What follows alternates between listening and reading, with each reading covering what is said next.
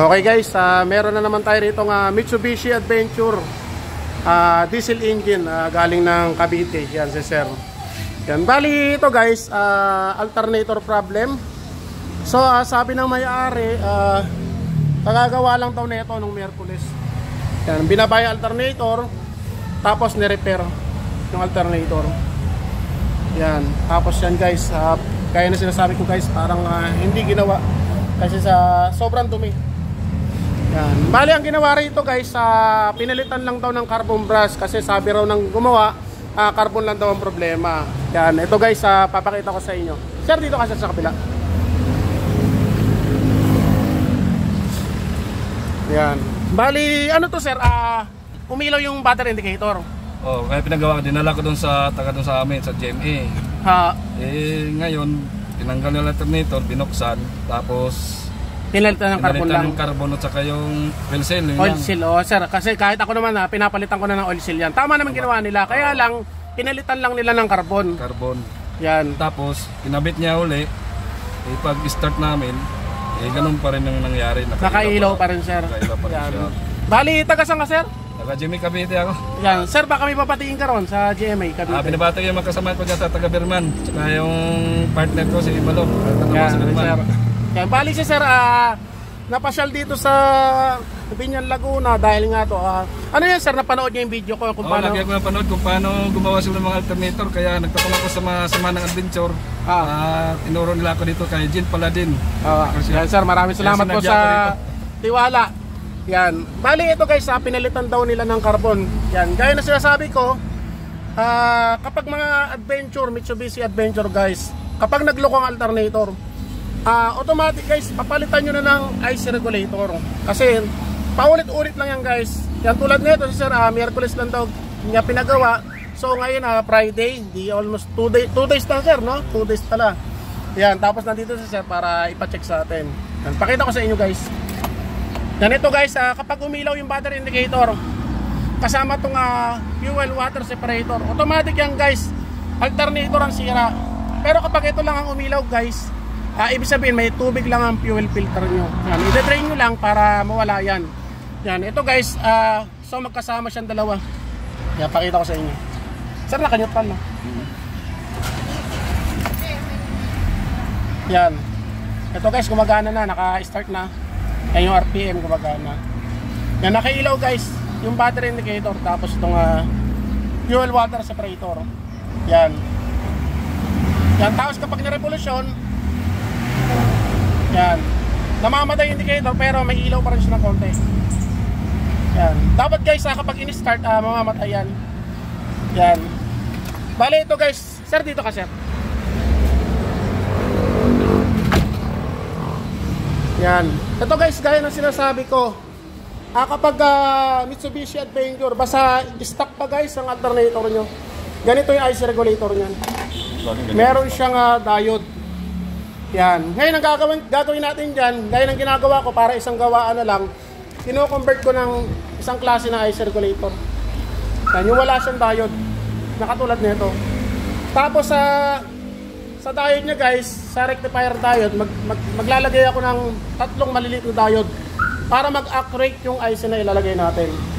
Yan, bali ito guys, ang gagawin namin dito, kakalasin namin. Hindi ko na guys pinapakita kung paano kalasin yan kasi medyo haba ang video natin. Ito guys, madali lang naman yan na kalasin. Meron yung, ito yung adjuster sa ibabaw. Yan, luluwagan nyo lang ito kasi na yun, tapos i-adjust nyo lang. Tapos sa ilalim, meron yung 14 na tornilyo, luluwagan nyo lang, tapos punutin nyo na, tapos tanggalin nyo lang yung mga linya. Yan, tapos yung hose niya sa ilalim. Medyo ingat lang guys sa pagtatanggal ng hose. Kapag malutong na, automatic, papalitan nyo na rin guys para isang gawaan na lang. Bali ito guys, kakalasin namin itong alternator, tapos pakita ko na lang sa inyo guys mamaya yung sinasabi ko na i-convert natin.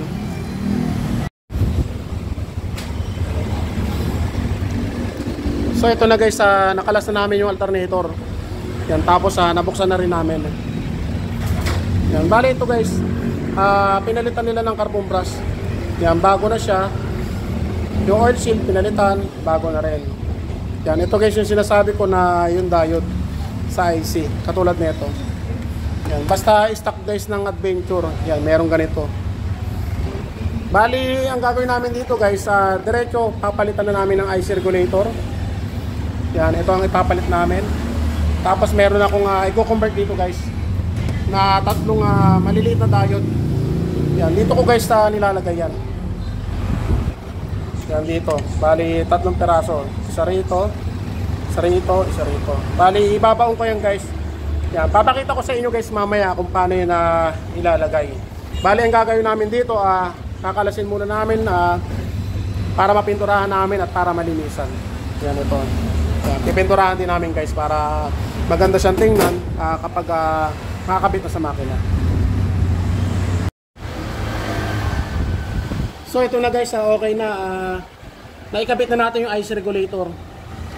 Yan. Tapos ito guys yung kinabit nating tatlo na maliliit na diode. Yan. Bali tatlong piraso guys. Yan. Ito guys, pansinin nyo, itong maliit na to, lahat nandito sa ibabaw. Yan, nandito mismo sa halos katapatan na itong pababa na wire. Yan, ito siya guys. Yan, yung maliliit. Ibig sabihin guys, yan yung negative ng diode. Ang mas malaki guys, yun ang positive. Yan, ganito yan guys, pakita ko sa inyo.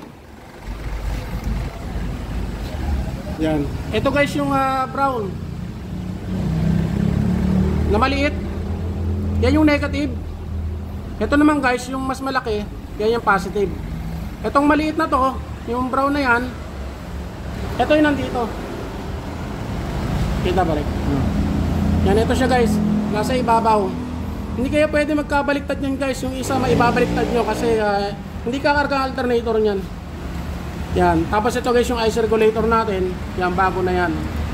Yan, bali Korea talaga. Made in Korea. Talaga magandang klase yan guys. Yan, shoutout nga pala kay Boss Dan. Kung nag-deliver sa akin yan. Bali ito guys yung kung mag-DIY kayo, ito guys yung diode. Sa mga nagtatanong sa akin. Yan, RH1S, RH1, RU1, RU2. Yan lagi ang ginagamit ko guys. Bali rectifier diode. Yung maliliit yan guys, ito yan. Yan. Ngayon guys, ito, papakita ko sa inyo. Yan, ito yung diode nyo guys, parehas yan. Ito. Yan, parehas yan. Ang gagawin nyo, puputulin nyo to guys. Huwag na huwag nyong lalagyan kaagad ng tatlong diode na maliit. Yan yung tri-diode na yan. Kailangan guys, puputulin nyo to. Itong nakakonektor na to, yung bakal. Yan, ganito magputol yan guys. Yan, gaganunin nyo lang ng long nose. Yan, babaliin nyo lang guys. Yan, kailangan guys maputol to.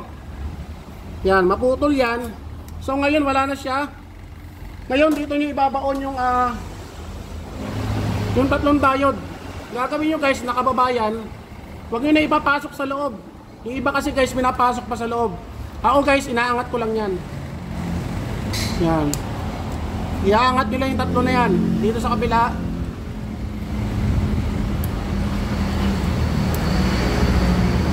Yan, bali nakaangat na siya guys. Tapos yung tatlo rin sa kabila. Yung guys, maliwanag na maliwanag ang pagpapaliwanag ko. Yan, sa mga baguhang auto electrician guys, gayahin nyo lang yan. Panoorin nyo lang yung video na mga ginagawa ko guys. Hindi na kayo mahirapan pa. Yan, bali nakaangat na siya guys. Kaya gagawin nyo, lilinisan nyo. Kung meron kayong kikil, linisan nyo. Liha. Ako kasi guys, ganito ginagamit ko. Kailangan guys, linis na linis. Kasi kapag marumi yan, hindi kakapit ang tingga.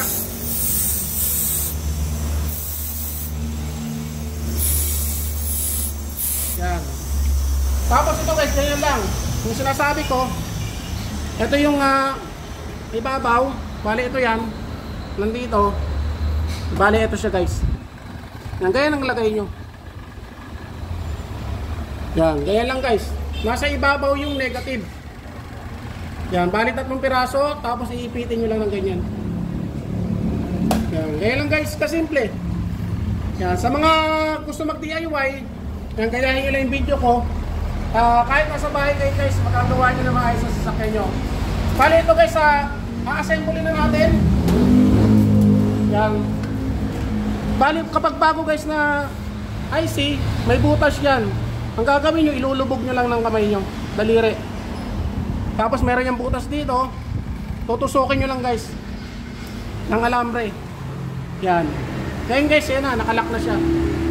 Yan, hindi kasi pwede natin ituloy nang ipasok agad.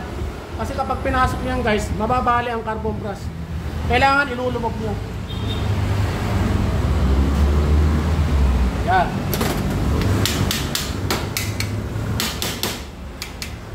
Yan, tapos guys, pupunutin nyo. Huwag na wag yung hindi pupunutin yan kasi masisira yung ice regulator. Yan. Tapos ilalagay na natin guys yung 4 na tornilyo, 8. Yan, ito guys yung ginagamit ko, socket na T-wrench. Yan guys, kitang-kita naman parang brand new yan. Yan, ganyan gumawa guys ang GL Paladin. Pinalas na rin naman, syempre kailangan linisin na. Tapos pinturahan na. Yan, kapag nasikipan nyo guys, pukpukin nyo rito. Yan, tapos sikip ulit. Make sure lang guys na masikip kasi kapag maluwag yan, sasayag guys yung rotor sa stator. Kailangan masikip. Ngayon guys, testing natin. Saksak mo. Yan, testing muna natin guys kung maingay ang bearing. Okay, tahimik. Maingay pa ang bunganga ko. Masal. Okay guys, testing na natin yung charging. Yan. Ito guys yung battery indicator. Ito yung voltmeter natin. Bali sa voltmeter natin, hanggang ano lang yan guys. Kapag may load, headlight pan, 13.9 lang yan. 14.4. Eh, load na natin. Itong guys, yung battery indicator matay. Yan. Headlight pan. Yan guys. Bali 13.6. Yan, pero dito guys, 14. Yan na rin. Yan, ito guys. 13.8. Patayin natin yung load. Okay. Ito guys yung battery indicator. Yan, okay na guys. Yan, ito na ba? 14. Bali yun guys ang sinasabi ko. Kapag meron kayong digital na voltmeter, wag na wag nyo masyadong wag kayo masyadong maniniwala dyan guys. Minsan ang charging niya 12.5, pero sa labas guys, sa battery mismo 14 yan. Kaya marami nagpupunta sa akin guys sa mga nagpapagawa ng alternator. Sabi nila mababa raw ang charging, pero kapag sinukatan ko sa battery mismo, okay yung charging niya. Kaya hindi naman natin guys sinisiraan yung mga digital na mga voltmeter katulad nito. Yan. Talagang minsan guys, madodoble ng gastos ng may-ari kasi syempre kapag nasa loob na kasi lalong sinasampak sa cigarette lighter, mababa lang ang charging ng guys. Yan. Bali ang gagawin ko dito guys, lalagay na namin yung bomba ng alternator. Ito mismo. Yan. Lalagay na namin. Tapos kakabit na namin. Pakita ko sa inyo guys mamaya na mamamatay na yung battery indicator. So ito na guys, okay na, naikabit na natin yung alternator. And guys, kitang-kita naman, parang brand new. Balik ganyan guys, gumawa ang GL Paladin. Kapag ginagawa na yung alternator, diretso linis na yun guys, para maayos talagang pagkakagawa. Yan. Tapos guys, kailangan yung belt nya sakto lang pagsikip nyo. Kasi kapag sobrang sikip ang belt, masisira guys yung oil seal nyan. Kailangan sakto lang din, sapat lang ang pagkakasikip. Tapos ito guys, kailangan ng negative terminal tatanggalin nyo kapag gagawa kayo ng alternator.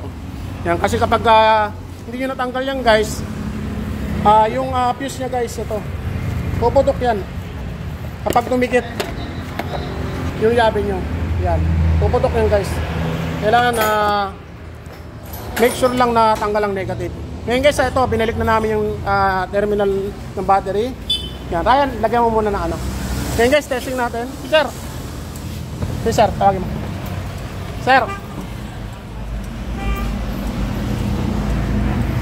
Bali ito guys, yung battery indicator, yan, pati yung fuel water separator. Yan. Ngayon guys, mamamatay na yan. Sir, neutral no? Yan, okay na guys.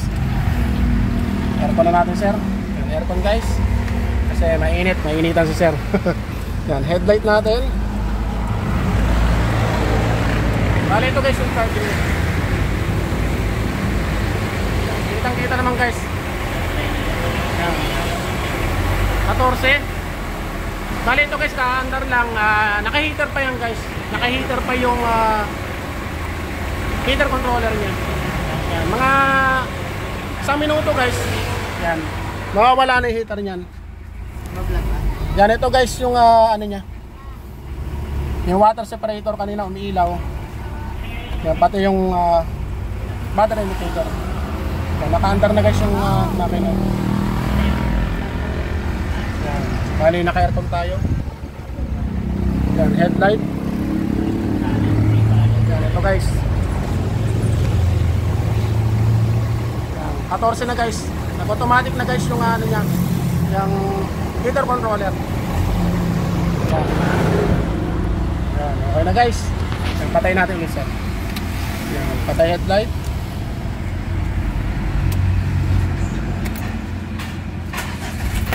Okay. Yan. Bali, ito si sir ha. Sir, ayos ba sir? Ayos, parang bago, sulit ang dayaw ko dito. Yan, bali si sir, galing pa ng Cavite. Saan kayo sir sa Cavite? Sa GMA Cavite ako. GMA Cavite, yan. Dumayo sa shop natin para ipagawa itong sasakyan niya. Bali, ito si sir, malaki ang tiwala sa atin. Kaya nagpunta rito sa Tanlalay, Binyan, Laguna. Yan, sir, baka wala ka nang babatiin sir, family mo. Pinabati ko yung mga kasama ko sa Mart sa GMA Cavite. Sila ni Janjan, si George, si Sherwin, si TJ. Saka yung asawa ko pala dyan, si Malaw, nandiyan nagtatrabaho. Yan po yung importante sir, pinaka-importante. Kailangan hindi mawawala si Mrs. Mamaya, uwi na ako sa amin. Yan sir, maraming salamat po sa inyo. Nandiyan pala din. Yan sir, sir, ingat po sa pag-uwi. Maraming salamat po sa inyo. Yan, bali guys sa Mitsubishi Adventure. Yan, alternator problem. Yan guys, gaya na sinasabi ko, kapag may problema yung alternator nyo, humilaw yung battery indicator. Wag nyo nang papapalitan ng carbon lang. Ang gawin nyo guys, papalitan nyo na ng IC regulator. Katulad yung sa akin guys, ganun. Gayahin nyo lang yung video ko, ganun ipagawa nyo sa auto electrician. Yan, para isang gawaan na lang guys. Yan. Pero syempre, iti-check nyo rin yung diode, rotor. Pero yan guys, basta mga ganitong alternator, bihira bumigay ang diode yan at rotor. Yan, sir, maraming salamat po sa inyo. Ingat po sa pag-uwi. Thank you rin po sir. Guys, maraming salamat. Thank you.